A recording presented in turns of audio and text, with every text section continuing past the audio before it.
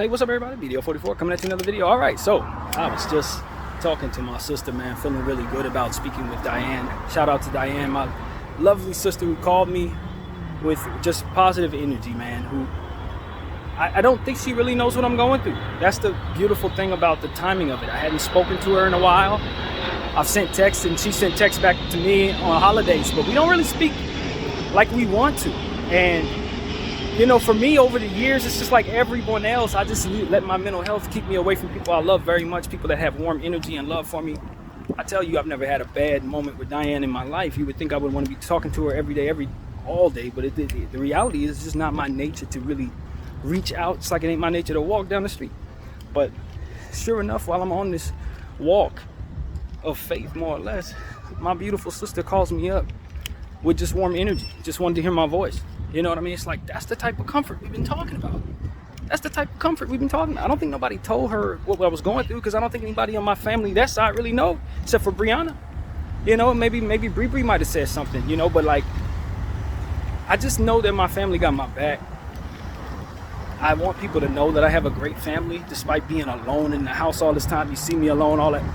It's bad conditioning of the mind. It's not a reflection of the upbringing that I've had or the people that are in my life. I don't have toxic family that I know of. If they are toxic, I don't know them well enough for that to be the case.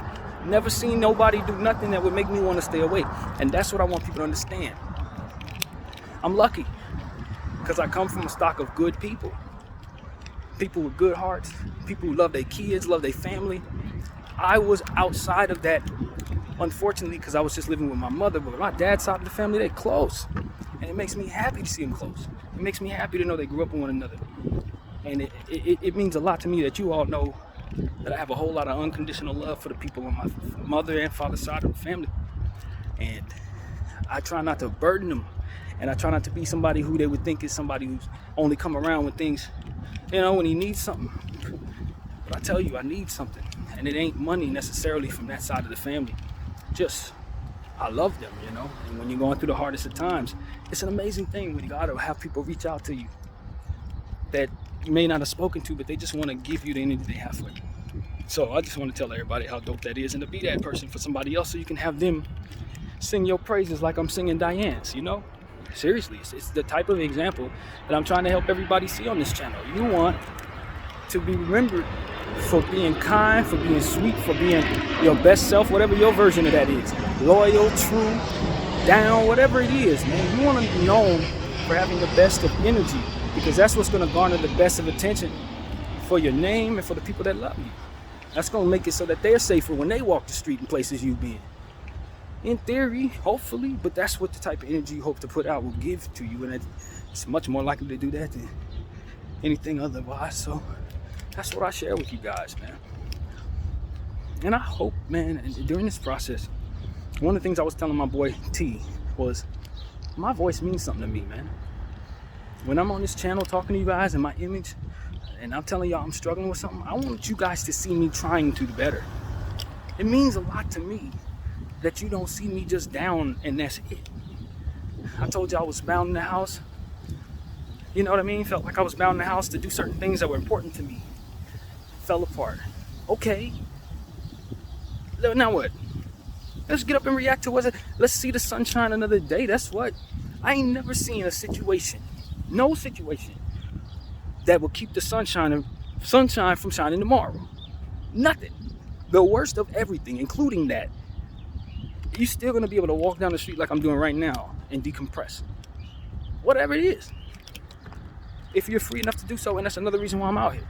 Not everybody free enough to do that. Some people need to do that. They can only walk the yard to sit. So if I'm out here, walk around. Get your life going. Love yourself enough to do what it is I didn't do. Take the example I'm trying to apply and give yourself some fresh air if you're stuck in the house. So that's the example. That's why I'm out here. It's not because I'm going anywhere. It's not because I have any reason to not be in the house trying to figure out my problems, but it's because if I'm going to get used to being outside the way that I'm supposed to be getting used to being outside, then I got to initiate that myself. It's like I was saying in the previous video, I can't wait for the therapist to say, yo, B, you can go outside. You know what you need to do? Probably go outside, get some fresh air. I know he's going to say that. And because of it, I'm doing it. You know what I mean? It's like some of this stuff You just gotta realize you're smart enough to think up on your own. Not to say that I know what a professional is gonna do or say, I don't know. But what I can tell you is, if you're serious about helping yourself, it starts with intentions. And honestly, I think the next thing is just stuff like this, sunshine, and love for just being out instead of being in the house. And to be honest with you, I don't think I'm gonna end my walk. I'm almost home, but like, for what? The sun is still shining. I'm gonna go back in the house and get cooped back up for what? I mean, it just comes to a point where you just understand that when something has come to an end in regards to where you're living and things like that, the Lord is taking you somewhere else. Your life is heading a different direction. And so too should be what you're willing to do just in your day-to-day. Because not to say that your whole life has to change, but your environment's going to change. So if you're someone like myself who's been cooped up in the house with nonsense in your head telling you not to get sunshine, when it's time to leave here, I'm going to walk down the street and just do all the stuff that I forbidden myself from doing for no reason, and face whatever it is that I think I need to face and be okay with it as I do. That's literally what I'm on right now. Because otherwise, it's just me sitting in the house looking for solutions that otherwise come from what it is I'm doing right now. Finding the stability of mind to just walk around. That's it. That's where all of my problems begin and truly end. And I'm telling you, never again. Never again. Because at the end of the day, I'll tell you what has been the most rewarding thing about this is knowing that none of it that I've been through left me a worse person. All the time I spent in that house was either me healing from something, doing this, whatever it was that I was doing that I'm so proud of, the art, playlist, and praying and getting back to spaces where I knew my energy was harnessing a way that didn't have me speeding down the street at 150 miles an hour. Going completely crazy, having bad energy about my situation, waiting for money to come out of nowhere to fix my problems. That type of mentality wasn't going to get me what it was that I was ultimately looking for. And if I was to do it again, my thinking is to earn as much money as I can to triple and quadruple up on the shares. Especially now, since they are so low. But with the debt I have, that's just not where I'm going with it. I'm not going to, I'm not doing that. But it's the point of the goal. It's like when your goals are right, you're going to execute what you're doing so much more responsibly, When your goals are right, when your spirit is right, when your energy is where it needs to be, you're not going to be making decisions out of emotion or making decisions out of ignorance or making decisions that are not well thought out, prayed up for me, probably mostly the most important aspect of it for myself, since I don't have a whole lot of information in my head about a whole lot. I just got to trust the spirit a lot of times. And I do, I do. It may not be the smartest way to play for you, but what I've learned about God is he may want me to play it that way, but he may not want you to play it that way. For those who are saying, bro, you can't go out on a limb like that. Yeah, no, the frequency I'm on, I'm actually supposed to. But the one you're on, you may want to do things a bit more methodically, more worldly. The older I get, the more I realize that what works for me don't work for you ain't just a thing that has to do with the world. That's a spiritual thing too. It ain't gonna get you the same result if I pray the same way you do. And that's another thing I want to tell people. It kind of contradicts what I've said, but I think it speaks to the relationship that God has with you. Maybe it's going to take a little more for you to have the connection that I'm looking for. Maybe what I'm telling you will work so that you can hear what you need to hear. Maybe that's not how he wants to communicate with you. Maybe you put that stuff in my mouth so that it can come out through this video, and it may be the only way you get it. God works in many different ways, mysterious and not so. And I think that when we start wondering why the heck that worked for that guy and it doesn't work for this gal, well, it's because it's not supposed to. It's not supposed to work for them. It's supposed to work from where you are in your situation, not necessarily where somebody else is on their situation. So it's just about what's best for you and learning how to custom things as it pertains to your spirit. That's why I don't tell people your religion is bad. No, it's not. It's yours. You make it. You make it what it is. God loves you. I ain't gotta have nothing to say about that. God told me who I need to pray to. He gave me a mother that I can trust and spiritual energy that follows me. But you know what he said in praying who I pray to? Pray for everybody who don't pray like you, so that you can find the peace that ultimately may come from people not necessarily looking at you like you don't respect them for what it is they believe. You know what I'm saying? It ain't about you praying the way they pray. It's just about letting yourself be open to just allowing people to be themselves. And so that's really what I'm talking about right now. Let people be themselves. Like my mother told me in my little note that she wrote me, just be yourself. You know, I found a note that my mother wrote. I don't know if I told you this in a therapy session. Going through everything I had to throw away. She wrote a note just essentially telling me to be myself. And that I had a guardian angel standing next to me at all times. And that I, more or less that she's proud of me and all of that good stuff was well encompassed in a note that she wrote on a random scratch paper back in 2001. That was 2001. That was like 15 years before she even passed. But she knew that her son would likely read that on a day like today. And so it was there right when I needed it.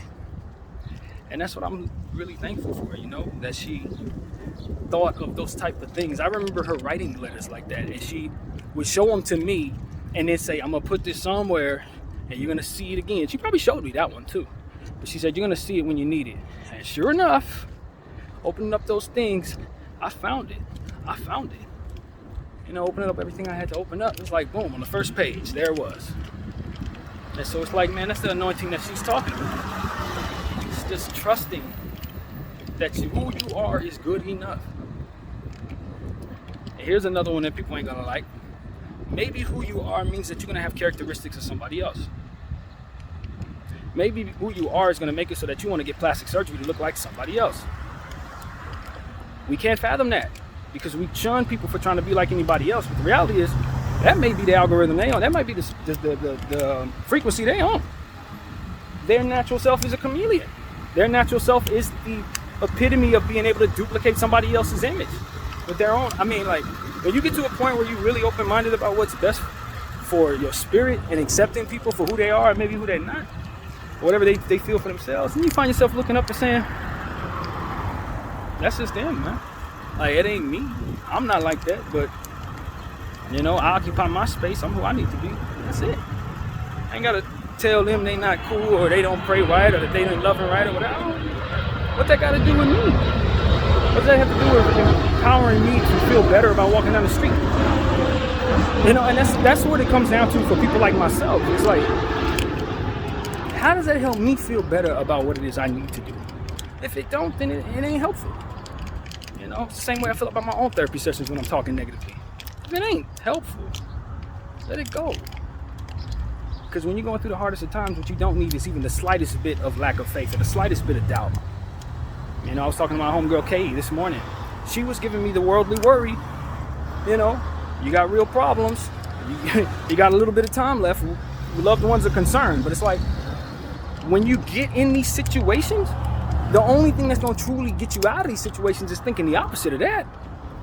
You can't worry about what's outside of your control, and you certainly can't be stagnant in fear. You got to be confident in your faith, lean on your God, and keep pushing forward quickly, because that's what's required for the circumstance I'm in. It ain't required that I sit here and worry or adhere to different doubts. That's the energy that put me in a position to get myself kicked out. Can't do nothing with that. You can't do nothing with that. That's the same thing that didn't allow me to apply for everything I needed to apply for. To look at things that were a little stressful and not see solutions as a means of fixing the problem, as opposed to something that's just going to further have me focus on the problem. When you're wired like that, it's like you just want to find yourself in a situation where you're just undoing that wiring. You got to undo that wiring. And so that's what it is for me. Undo that wiring and appreciate this neighborhood for a couple last times or whatever. Get used to walking around people again. Get used to seeing faces again. Get used to people seeing me again. And let the Lord bring me whatever comforting cat He wants to bring me today. Because now I know there's a whole lot of love to be found outside as opposed to inside. And I think that's what's happening to my psychology, to be honest with you. Maybe I'm looking for another cat. Maybe I'm hoping to walk past an apartment that says for rent, something cheap. Move in now. Like, you never know. You just got to be in a position to be there to receive that. And like I told you guys, I'm in the best shape of my life. And one of the things I miss the most is jogging. It was never a situation where I couldn't have done this. Never. I ain't saying it's the most safe neighborhood, but who gives a damn, bro? You gotta get to a point where you don't let the outside keep you inside. Learn that lesson from me, please. Even though it probably sounds funny coming from a brother, but it's the truth, man. I was raised in Hollywood. And Hollywood is a place where you got hood over here and you got Hollywood Boulevard over there. I stayed on Hollywood Boulevard. You know what I mean? I didn't go down them streets. And so it was that kind of energy to where, yeah, it was stuff going on, but it wasn't on me. It wasn't in my life. I was coming up being able to effectively avoid that, even though the hoods was everywhere around me. Because where I went to Children's Club, all the little places down there on Sunset and Gower, all those is different hoods. Like, and so it's like, I don't know how I was able to escape that. Some of my buddies were not able to escape that. And they learned some things that maybe would help me live better now. I don't know, but the point is, you get to a point where you just don't even care, bro. It just gets to a point where, like, I welcome the best of energy. I want to survive everything I do, but I'm not gonna allow my fear to kill me. I ain't gonna let my fear kill me. And so that's what I'm trying to fight. I'm fighting my fear. Boldly dominating fear. That's one of the acronyms for BDF. It's actually what it means when I write it on things. Yeah, it's my initials, but that, no. It's blessed divine faith, boldly dominating fear. That's how it has to be, man. You got to overcome what it is that's stepping in front of you. Whatever it is, if it's negative, it's some circumstances, whatever. You apply that faith to dominate that fear. That's what you got to do. Apply the faith to dominate the fear.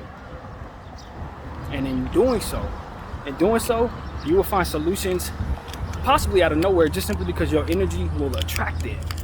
You will become more approachable with circumstances and people like, yo, I want to talk to this person. I wouldn't mind giving this person the shirt off my back. And it comes from being willing to be compassionate and being willing to accept people for who they are, regardless of who they are. You don't know who can help you or somebody that you love. You never know who can help you. I've learned this lesson too. Sometimes the people you think don't have nothing for you know somebody that can help you find exactly what you're looking for. Exactly what you're looking for. I kid you not.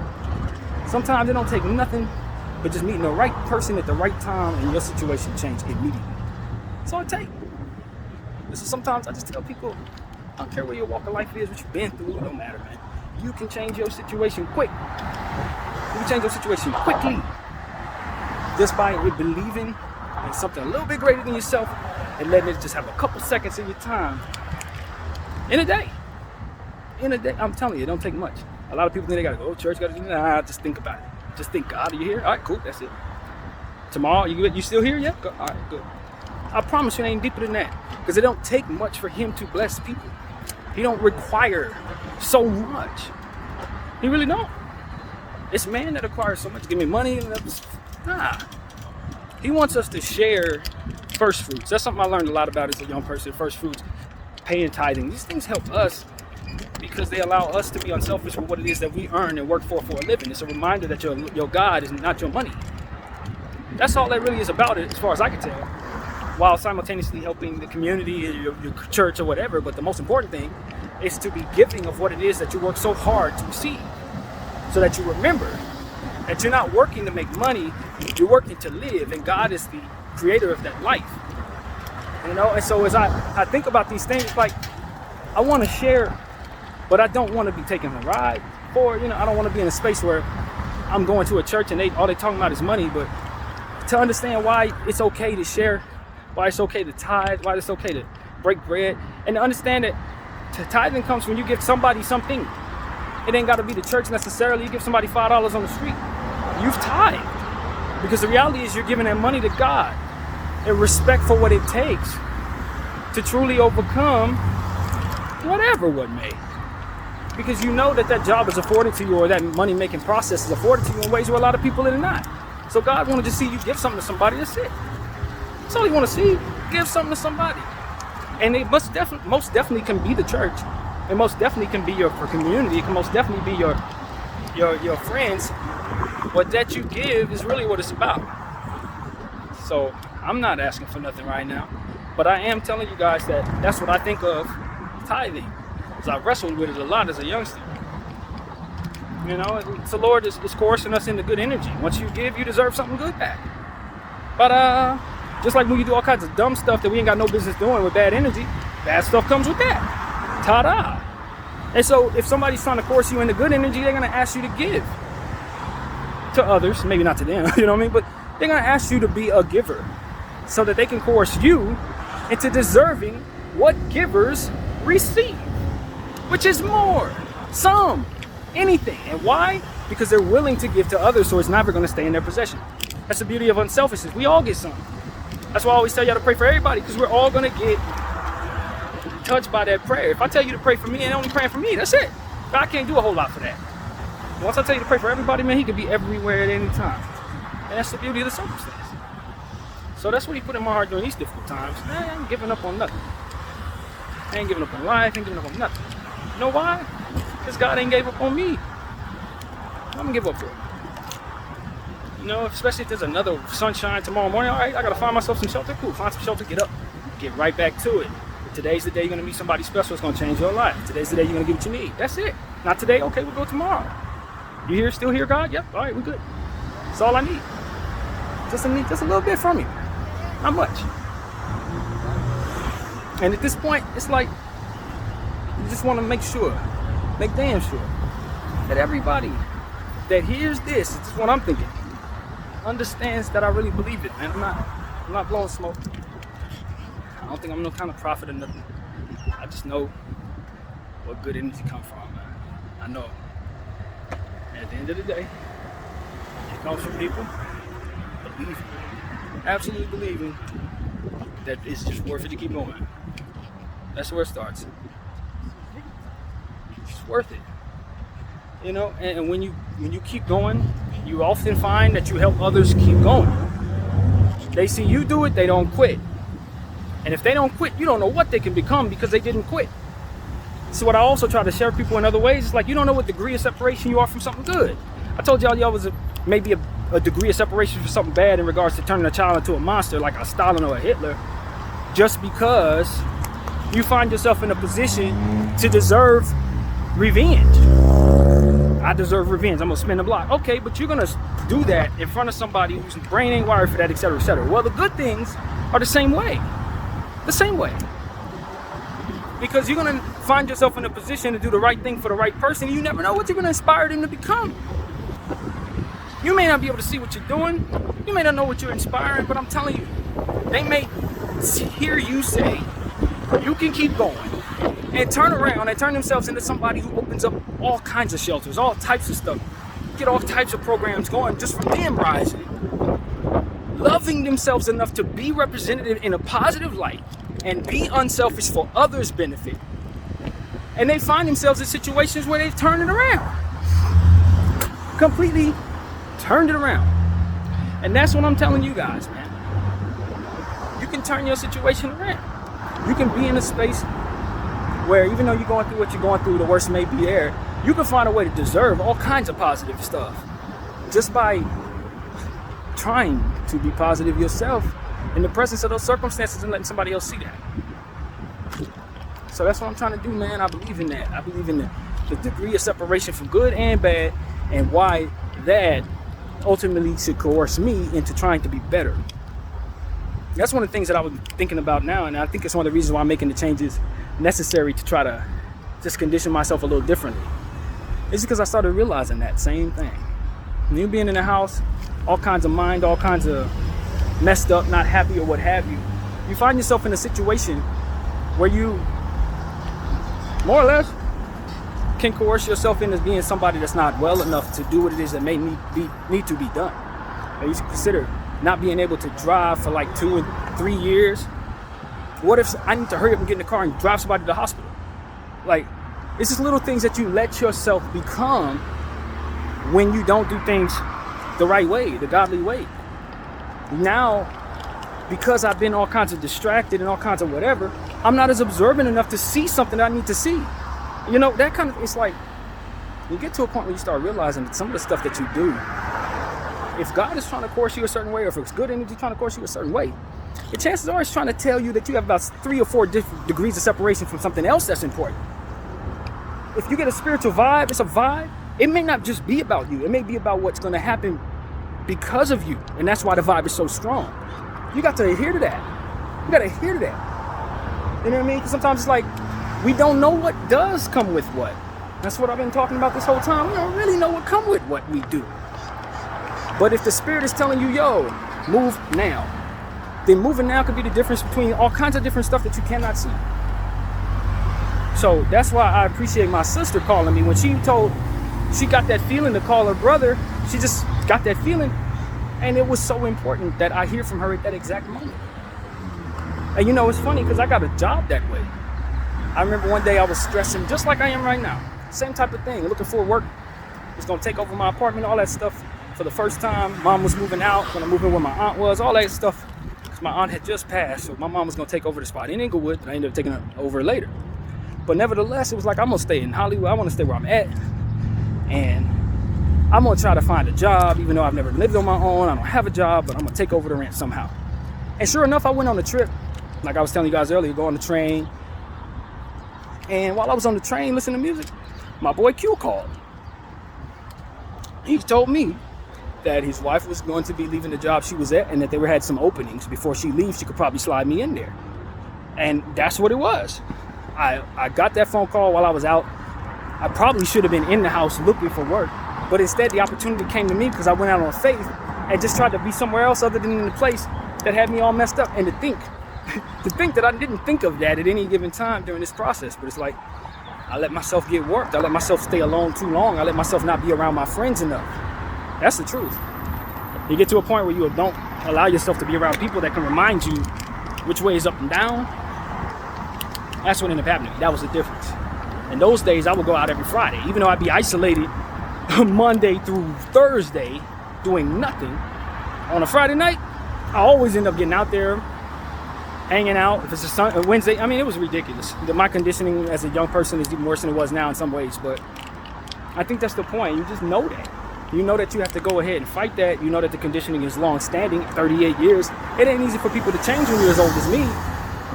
But since I have the mental health concerns that I have, difficult to change is not a good reason not to. Can't change, well, I gotta change. I ain't got no choice, I gotta change. So it works for me to have to think this way and hope that others will be courageous enough to hear what I'm saying and think about those degrees of separation. And maybe your neglect or your not so on point nature can ultimately leave you vulnerable for and others vulnerable for as well. So that's what I want people to think about. If you ain't sharp, no telling what it is you're gonna need to do that you ain't gonna be ready for. Stay sharp, stay focused, stay disciplined, and stay compassionate of yourself while you're sitting there holding yourself accountable for all these things. It's balance. If you're too hard on yourself, it's gonna have the same effect. If you're too intense, you're not gonna have the feelers that you need. And what I mean by feelers is, sometimes people can be so trained that they end up displaying robotic behavior, a lack of compassion, only professionalism at all times, and they miss the bus on opportunities to do things that'll really help them get that good energy they need. And so you gotta hit that balance of compassion to go along with your approach so that you can audible out of it for the betterment of what it is that's going on. And I believe that. I really believe that. A lot of times we just be so robotic. I remember security guard like, yo, this person is in a lot of pain. You could see her foot was red and her leg was swelled up, and she was sitting on the promenade at the Santa Monica place, just asking all of the security guards to give her a few moments because she was in so much pain. And when they got over there, they were asking me to remove her from the property and make her stand up. And to be honest with you, I refused. I wasn't gonna do that. I wasn't gonna do that because I could clearly see she was injured. It wasn't like she was playing around. She couldn't get up. And all she was asking for was a couple of minutes. It wasn't like she was gonna stay there forever. She was coherent, she was speaking to me, she was kind, she was just homeless. And she was in a lot of pain, she needed a lot of treatment. What I should have done was asked her if she needed us to call paramedics. And I think to a point I probably did that. But not before going over there with the intentions of asking her in pain to get up. And then I realized, ain't no robot. I'm not a robot, fam. I can clearly see her foot is infected. She doesn't need to get up. She needs a wheelchair. And so it's like, yo, I'm not about to do this with y'all for $15 an hour. I'm not going to turn off my humanity for $15 an hour. This lady needs to sit here, and what I'm going to do is sit here and talk to her while she gets the rest she needs. And sure enough, she got up on her own, having given me all the best energy I could take away from it, ended up having a better day myself because I sat there and talked to her while she was suffering, giving me good energy. You see what I'm saying? It's like, yo. And when I think of her, it's like, well, that gives me the strength to walk down the street 2 years later or a year later. And I'm telling y'all, man, it really does work that way. It really does work that way. And that's why your good energy is so thanked. That's why your compassion is so appreciated, because it's a lot of different things it can do and will do if you let it. So that's what I'm telling you, man. Good energy and bad energy work the same way in inverted circumstances. You're just gonna find that everything connects to just about everything, man. And even if you're walking in the wrong ways, you put enough of them good things in the air, and you're gonna see avenues for you to open up to walk out of those ways. I'm telling you from experience, man. Not necessarily my own, but just watching friends and people that engaged in stuff that maybe wasn't so great. But I'm telling you, they put out the good energy that they had when they could. And I see how they were able to exit those lifestyles. I was able to see their lives turn around, go from having hard times to being in a neighborhood where you can raise your kids, beautiful surroundings, money is better. Like, I've seen people's lives change because they decided while they were doing not so good lifestyle stuff to just be compassionate to people as they see them. And I'm telling you, it got them out of there. I know it got them out of the situations. Or at least gave them the opportunity to be able to survive in them situations without some of the nonsense. So that's what I want to say, man. Compassion works for everybody, man. Especially if you've already done a bunch of wrong. Especially if you ain't no good. That's how you earn whatever it is that's available to you in good energy. It's by displaying it. And I believe in the redemption. I believe in self-respect as a means of making people feel better. And enjoyable energies that otherwise make people feel better. And I think that from there, good things can happen. Good things can happen when you're having agreeable energy with people that maybe don't look like you, feel the way you do about things. It goes a long way in making people feel good about your group, your circumstance, and where you're from. So that's what I do, man. I try to engage that good energy no matter what. You meet a black dude from Hollywood, no matter where I'm at, I'm trying to give you the good energy. You know, it just is what it is. So I've been walking down the street, and I think I am gonna walk back in the house. I think I got all the sunlight I probably needed every single day. And I'm gonna tell you the truth, if I feel like I might walk down the street again and do another therapy session outside, because that's ultimately where I'm forced to do if I don't have a house. So, you know, I don't think God is gonna let me fall too far, not without purpose, not with all that I'm trying to do. I just don't think that he's gonna do that. I could be wrong, but I don't see it. So I'm just kind of rolling in that spirit and letting him do what it is that he does. And hopefully I'll land on my feet with a place to stay and better intentions upon making sure that I do what I have to do in that regard. And that's what it's about, man. That's what it's about. Another thing I ain't gonna miss is all this mail that's been coming to me all this time that ain't mine. I'll tell you the truth. I've been getting mail here with other people's name on it all 8 of these years. And lately, the mailman keeps putting the same 2 letters in my box that don't belong there. We've been doing this with these same 2 letters for about 3 weeks. Another thing I'm not gonna miss. It's like, what the hell, dude? Can't you tell that that person doesn't live here? Apparently not. So I'm gonna keep not throwing their mail away since it's illegal to do so. And he's gonna likely keep putting in the mailbox well long after I don't live here anymore either. So that is just the irritation of living here.